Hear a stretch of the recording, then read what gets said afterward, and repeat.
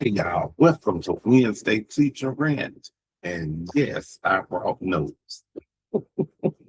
Listen, I just want to say this. Our teachers are tired of it. They just don't want to say it to you, but I'm going to say it.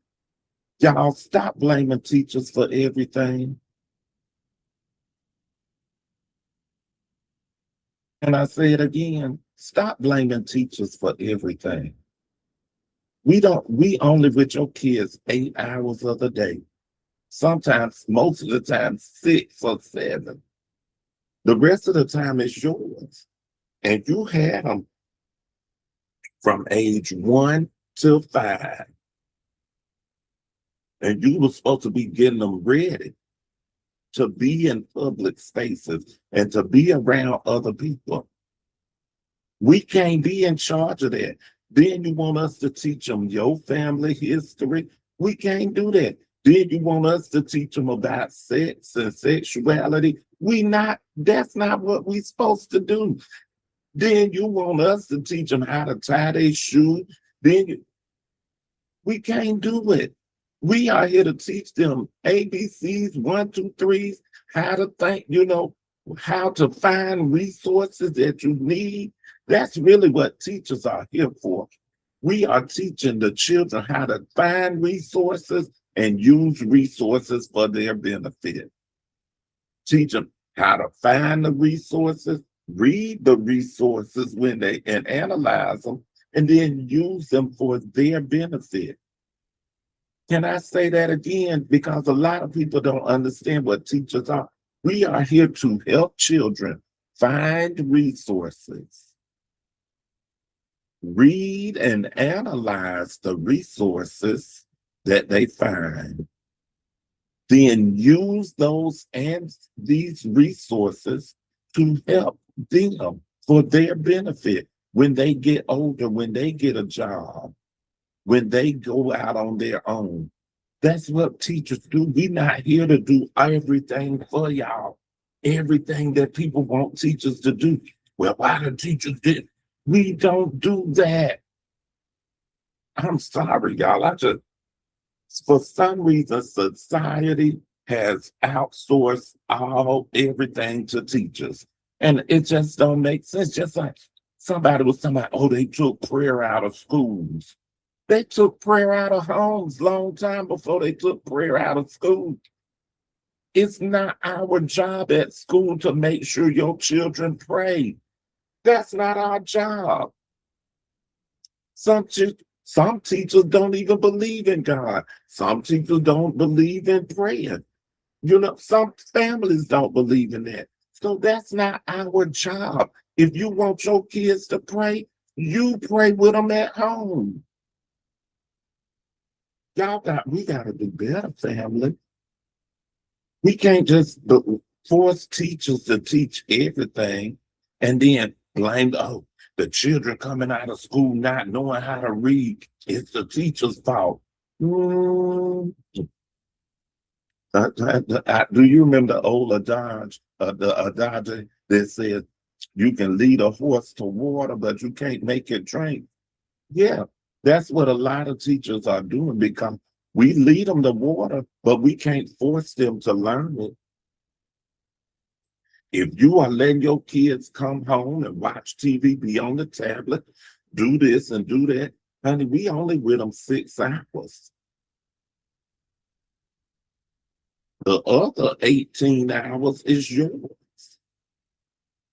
Well, 8 of it is supposed to be sleep. So the other 10 hours is yours.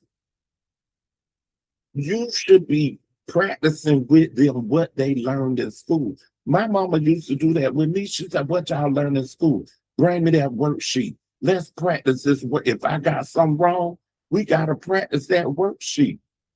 When my grandma, she said, if let us say, hey, we bored.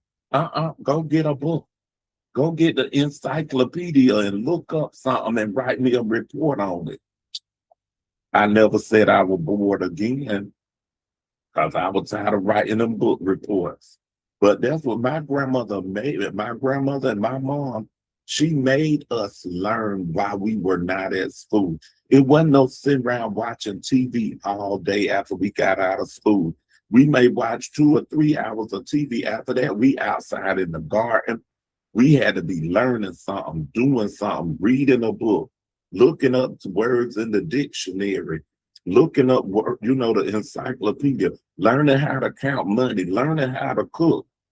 I had to learn how to play the piano so I could get out of going outside to the garden. I didn't want to work in the garden, but we had to do other things. The time that our parents spent with us, my parents spent with me, was not just me watching TV. That's all we had. We didn't have no tablets and such like that. But we had to learn stuff. Mama would take those worksheets, or at the end of the school year, we asked the teacher, can we have this old workbook with the math and the reading, all of those worksheets and stuff, so that we could work on them over the summer? We had to work, y'all. Heck, teachers can't teach everything. That's all I want to say. And I do want to say something else. Because somebody on my Facebook post, I always say where the spirit of learning is, there is liberty. And somebody on my Facebook post was like, you need to stop playing. That's where the spirit of God is. Yeah, of course it is. Everybody don't read scripture. So I took that scripture that says where the spirit of God is, there is liberty. And I replaced it with education because that is true. Two things can be true at the same time. Where the spirit of learning and education is liberty. I'm not talking about spiritual liberty that the Bible is talking about. The Bible is talking about spiritual freedom.